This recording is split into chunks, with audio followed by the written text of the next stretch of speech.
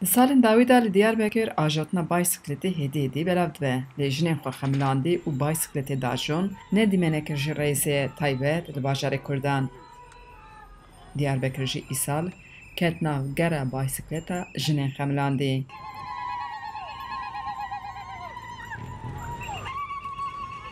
Bi dehan jin ji bo çalakiyek navnetewî hatin bahevdû ku ev çalakî li 105 bajarên sî welatan bi hev demîl darket.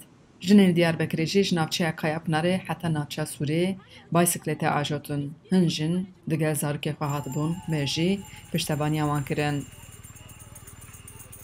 Armanca vê çalakiyê hebûna jinên baysikletê dajon di nav civakê de zêde bikin, balê bidin ser ziyana seyaran li ser germa hewayê û bidin naskirin ku ajotina baysikletê jî ji saxlemiya mirovan re tiştek qence.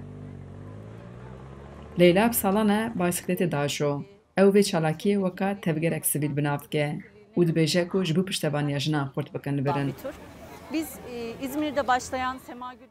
Ev çende ji Ezmîrê hate destpêkirin ku me pir ji çîroka vê çalaksaziyê hes kir. Me di navxwe da biryar da rêya rêkxistin û komalê li ser xwe bi xemlû û xweşî li Diyarbekir ji bo pêşgiriya jinan.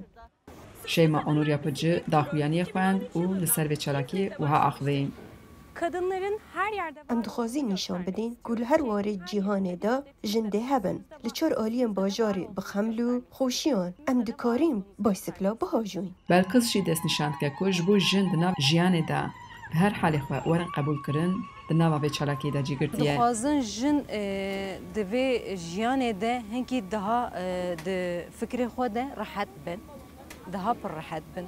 Di hereketê xwe de rehet bin. Di bejna xwe de, di xwekirina xwe de rehet bin.